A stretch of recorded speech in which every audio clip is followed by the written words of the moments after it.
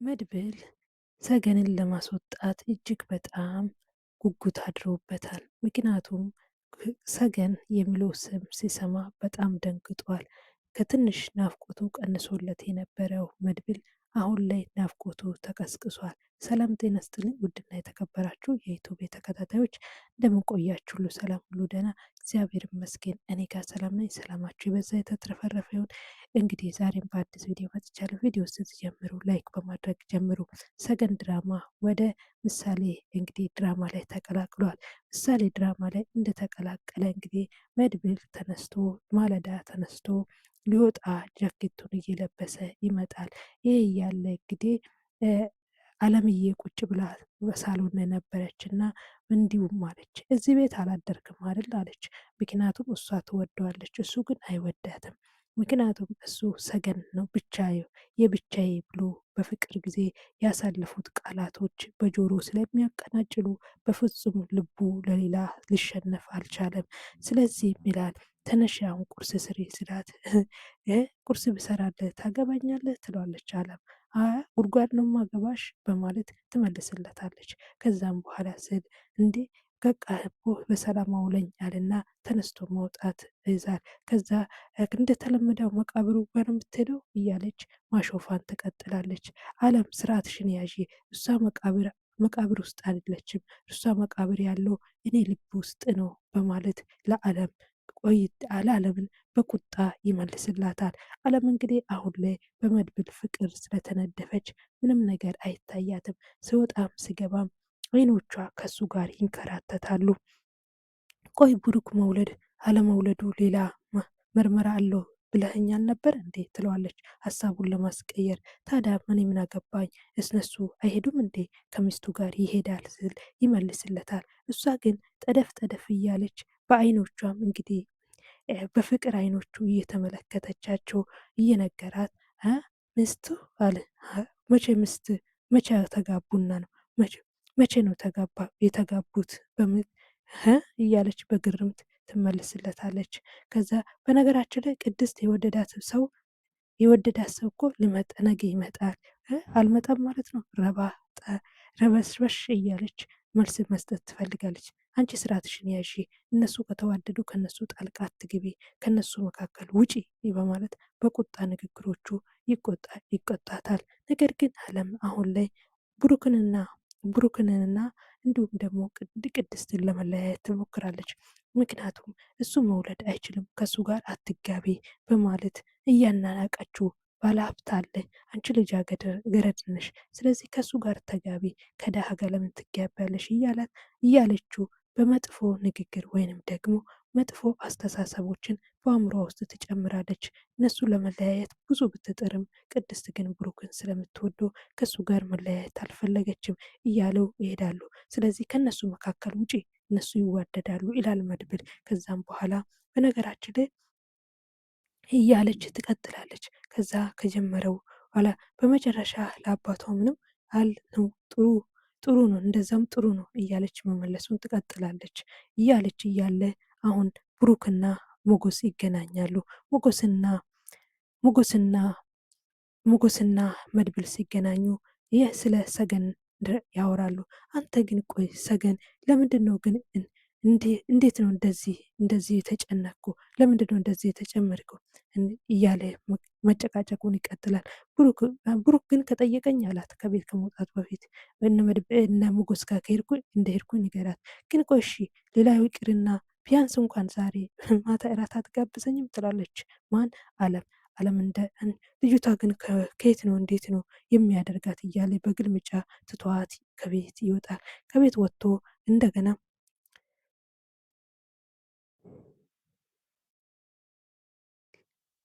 ልጅቷን ካየዋት የቱ ልጅ እያለች ደነገጠች።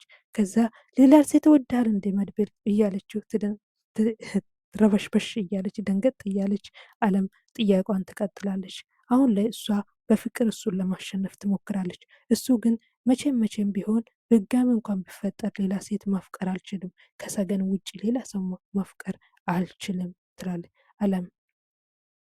አለም ደህና ዋይ ብሎ ከቤት ትቷት ይወጣል። እኔም እነ ሞገስ ጋር ልሄድ ነው በማለት ማለት ነው።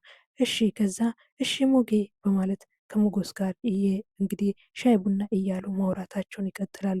ሰላም ነው ሁሉም ነገር ይላል። ሁሉም ሰላም ነው ደግሞ እኮ የዛ ሰውዬ እናት መጣች እባክህ ኧረ እባክህ ይላል መድብል። አዎ እቴቴ መጣች የዛ የክፉ የክፉ ሰውዬ የአክሊሉ እናት መጣች በማለት ይነግረዋል ሞገስ። ኧረ እባክህ ታዲያ ጥሩ ነዋ፣ በሷ በኩል እንደውም ልጅቷን ማስመለጥ እንችላለን በማለት ሞገስ መድብል ጥያቄውን ያቀርባል። አንተ ግን ለምንድን ነው ቆይ እችን ልጅ ለማስወጣት በጣም ይጓጓ ትመስላለህ ለው። እኔ እንጃ ሰውን ለማስመለጥ በቃ ከዛ አውሬ ሰውዬ አስመልጥ አስመልጥ የሚለኝ ነገር አለ በማለት ይመልስለታል። ይሄ ሆኖ ሳለ ግን እኮ አለ እንዴት እንችላለን? እሷ ሴትዮዋ እኮ ግን በጣም የዋነች፣ እውነትም እቴቴ ደግሞ የዋነች፣ ምንም አታውቅም። ምክንያቱም ልጇ አክሊሉ የሁለት ዓለም ሰው ነው። የሁለት ዓለም ሰው ናቸው። ምክንያቱም እሷ ፊት በጣም መልካምና እንዲሁም ደግሞ መልካም ጥሩ ስነ ምግባር ያለው ልጅ ነው። ነገር ግን በሌሎች በኩል ደግሞ በጣም አውሬና አውሬ የሚባሉ የሁለት ዓለም ሰዎች ማለት ነው። ይሄ እናት እያለው እንዲህ በሰው እንዴት ይጨክናል በማለት በግርምት እንግዲህ ወሬያቸውን ይቀጥል። እናትየው እኮ በሱ ተቃራኒ ቆማ ነው ያለችው። በጣም መልካም ሴት፣ ደግ ሴት ነች በጣም በማለት ሞገስ ስለ እናቱ ያወራል። ታዲያ በሷ በኩል ነው በቃ እሷን ማስመለጥ የሚችለው እንደዛ ብዬ አስበዋለሁ። ነገ የሚገርመው እኮ አክሊሉ ደግሞ እናቱ ፊት በጣም ጨዋ ነው፣ አክባሪ፣ ሰው አክባሪ ደግ ነው እያለ ማውራቱን ይቀጥላል። አሁን ነው በጣም ነው የሚያስመስለው፣ በጣም ነው የሚያስመስለው። እናቱ ራሱ ይህን ነገር የሚያውቁ አይመስለኝም እያለ ሞገስ ወሬውን ይቀጥላል። እርሱ እውነት ነው እቴቴ ምንም የምታውቀው ነገር የላትም። ያውም መቼ ነው ልጅ የምትወልደው እያለችው ትጠይቃለች። የሁለት ዓለም ሰው በጣም ገራሚ እያሉ ወራቸው ሞገስ ሰገን ግን የሚለው ስም መጥራት እፈራለሁ። ምክንያቱም የቀድሞ ፍቅረኛው ስለሆነች እንደሞተች ነው። የሌላ ሰው ስም በዚህ እንደሚጠራ አላውቅም ነበር እባክን እያለ እንግዲህ ልቡ በፍቅር እየተናጠ መድብል ወሬውን ከሞገስ ጋር ይቀጥላል። የእሷ ስም በተነሳ ቁጥር እንግዲህ ባህር ንፋስን እንደሚያናውጥ ፍቅሯ ልቡን ያናውጠዋል፣ እያናወጠ ያወረዋል። ምንም አይነት ሁኔታ ውስጥ እንኳን ቢሆን ስለ እሷ ሲወራ ምንም አይነት ደስታ ከሱ ይርቃል፣ በሀዘን ይዋጣል። ምክንያቱም በጣም ስለሚወዳት። ሞገስም አይ ደግሞ ሰገንም ውጭ ሌላ ሰው እኮ በዚህ ስም ሲጠራ አይጠራም እንዴ? የምጠራል እኮ ይቺ ልጅ እንደ አጋጣሚ በዛ ነው የምትጠራው ይሆናል በማለት ሞገስም ወሬውን ይቀጥላል። እሱ ግን አልተዋጠለትም። አይ አይመስለኝም ሞጌ እያለ ክርክሩን ይቀጥላል። እንግዲህ ምንም አይነት የማስመሰል ማለትም እሷ በህይወት እንዳለች የሚያውቀው ነገር ምንም ነገር የለም። ነገር ግን ያው ብሩክ እንዲሁም ደግሞ ብሩክና ቅድስት ቤት ያወራሉ። ግን እሱ ገደለው የሚባለው ነገር እንዴት በማለት ትጠይቋለች። አይ በመኪና አደጋ እኮ ነው የሞተችው እንጂ እሱ ገሏታል ያለ። ከዛም እየነገረችው እያለ እነሱ እንዲያገባ ይመክሩታል። ሞገስም አሁን አግባ ከዛ ወኬ ያለው በቃ አግባ በቃ አሁን እኔ አግባ ሳይሆን ይችን ልጅ አድናት ሰው አውሬ ከሆነ መድብል ከአክሊሉ አድናት እያለ ውስጤ ይነግረኛል፣ ውስጤ ይሄ ነው የሚነግረኝ እያለ ለሞገስ ያወራዋል። ሞገስ ደግሞ እንዲያገባ ይገፋፋል። ብታገባ እኮ ሌላ ከሌላ ሴት ጋር ብትሆን እኮ እሷን መርሳት ትችላለክ እያለ ወሬውን ቀጠለ። እኛ እኮ አስመልጠነው ነበር፣ ግን ሞገስ እኮ መልሶ አሁንም አግኝቷት ቢያገኛትም እኮ እሷ የምትሄድበት ስላልነበረም እኔ ደግሞ መልኳን ማየት እፈልጋለሁ እያለ ማውራት ቀጠለ። ከዛ ሞገስም ቀለድ አለና ቆይ ግን ፊቷን ማየት እፈልጋለሁ ያልኩ አንተ ቆይ እኔ የምነግርህ ቆይ አንተ ስሟ ስትሰማ ቆንጆ ነች ስልክ ፍቅር ያዘክ እንዴ ሳታያት በማለት ይቀጠለ። አሁን ከዛ አይ እናትየው እዚህ ስለሆነች አሁን የእቅድ ለውጥ ማድረግ አለብን እያሉ ወሬያቸውን ይቀጥላሉ።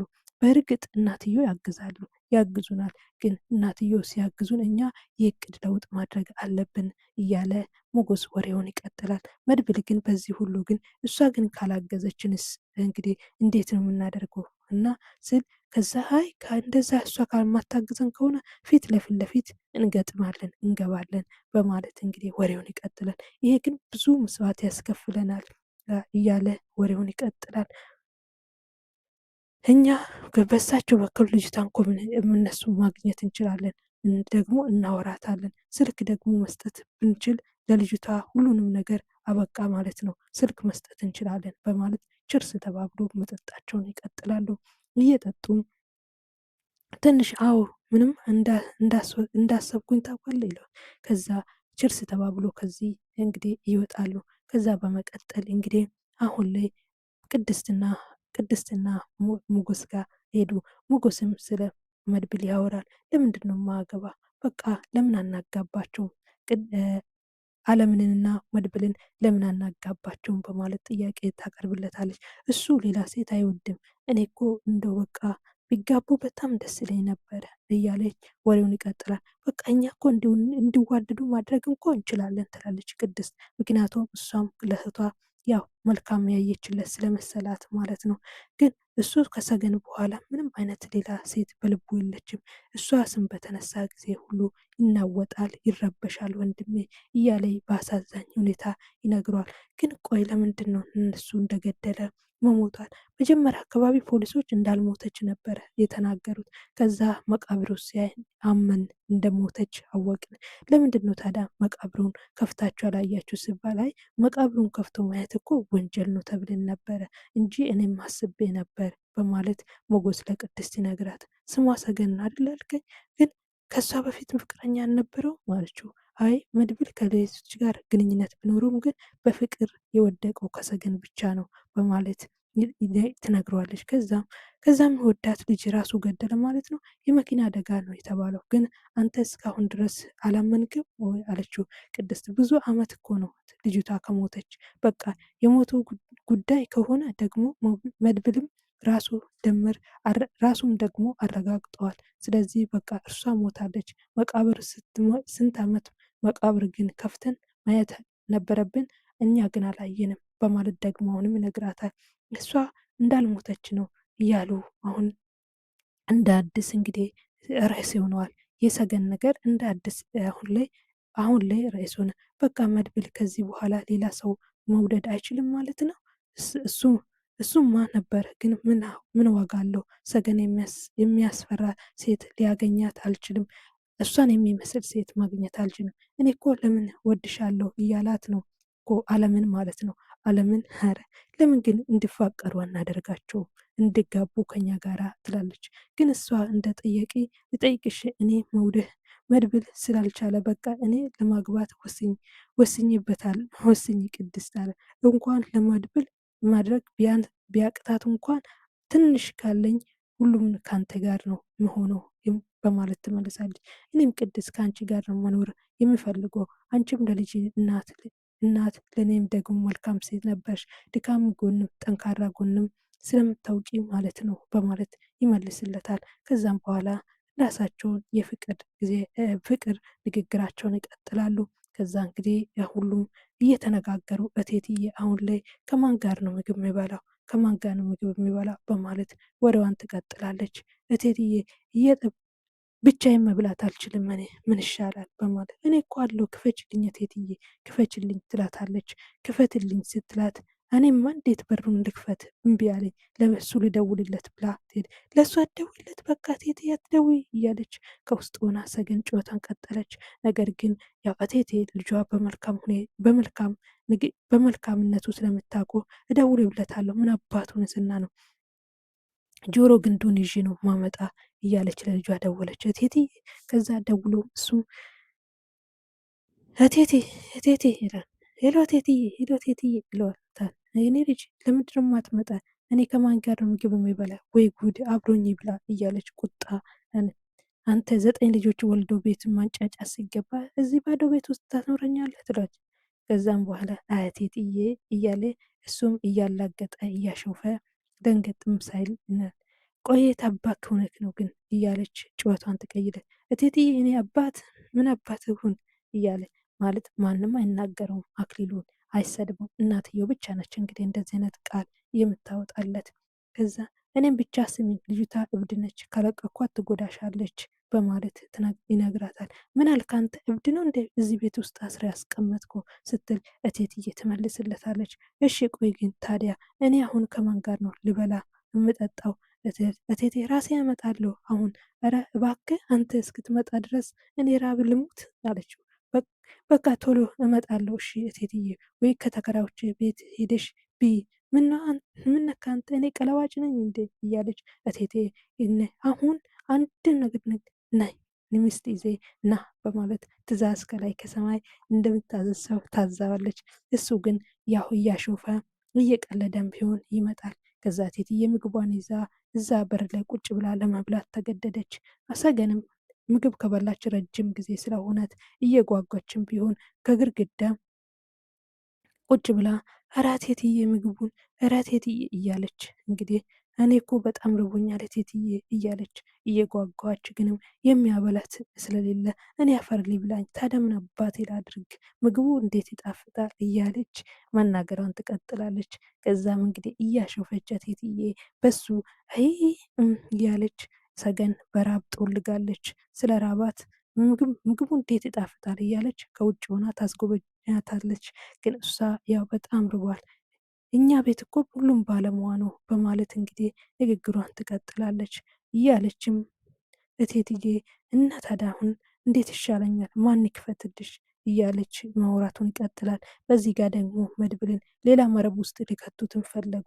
ምክንያቱም የእሱ ሽጉጥ ከቤት ጠፍቷል። ሽጉጡ የጠፋ ደግሞ ጓደኛ የተብዬው አብሮ የሚሰራው ልጅ ማለት በሱ ሽጉጥ እንዲገደልና ማለት በሷ እንደተገደለች አድርጎ መድብልን እስር ቤት ለማስገባት ነበር። እሱ ግን አልተሳካም። እሷም እጁን መታ ሽጉጡን ወደ ቤት ውስጥ አስጥላው በር ዘግታበታለች። በጣም ጎበዝ አልኩኝ እኔም ራሴ ታደነኩኝ። ምክንያቱም መድብል የሚያውቁ ነገር የለም። ነገር ግን ያው አንዳንድ ወዳጅ መሳይ ጎጂ ጓደኞች አጠገባችን አይታጡም፣ አብረን ነው የምንሰራው በማለት እንግዲህ ሲያወራ የነበረው ጓደኛው ነው። አሁን ላይ መድብልን ወደ እስር ቤት አስጥሎ እሱ ከሀገር ውጭ ሊወጣ ያሰበ የነበረ ማለት ነው። ግን ሀሳቡ አልተሳካለትም። ከዛ መድብል ይህንን ካሉ በኋላ ወደ ቤት አሁን ላይ አክሊሉ እየሮጠ ከኋላ ከሞገስ ኋላ ኋላ እየተከተለ መጣ። ይህ ምን ይወጣጠራል ይህ መላጣ እያለ በንቀት ቃል መናገሩን ቀጠለ። አንዳንድ መድብል ንግግሮች ግን በጣም ያስቃሉ። ከዛ ቆይ አንተ ማነህ ከየት ነው የመጣው ይለዋል። እንዴ ቆይ ምንድን ነው የጠፋብህ ሰው አለ እንዴ እያለ ይናገራል። ቆይ ምንድነው ችግር አለን? ከአንተ ውጭ ምን ችግር አለ? አንተ ራስህ ውስጥ የሆነ ነገር አለ እያለ ጥርጣሬውን እንግዲህ ያስቀምጣል። ምክንያቱም አሁን ላይ ሞጌ ፕሮሰሱን ጀምሯል። ፕሮሰሱን ስለጀመረ አሁን ላይ አክሊሉ እየተበሳጨን ያለው ይመስለኛል። ምክንያቱም አከራይና ከዚህ ቤት ትወጣለህ ሲለው የአከራይና የተከራይ ውል እኮ አለን በማለት ወሬውን ይቀጥላል። ልቀቅ ብዬ ዛሬውን ማትለቅ ከሆነ አታውቅም አለው። ዝም በል ካለው ከዛ አስክሬንን ነው ከዚህ ቤት ማውጣ እያለ እሺ እሺ እያለ ሞገስ የልቡን ስለደረሰ የሚስትንም ጉዳይ ደግሞ አልረሳውም። እሺ ይለዋል። ምንም መልስ አልሰጥ። የት እንደማውቃት አላውቅም ግን አውቃታለሁ ይለዋል አክሊሉ።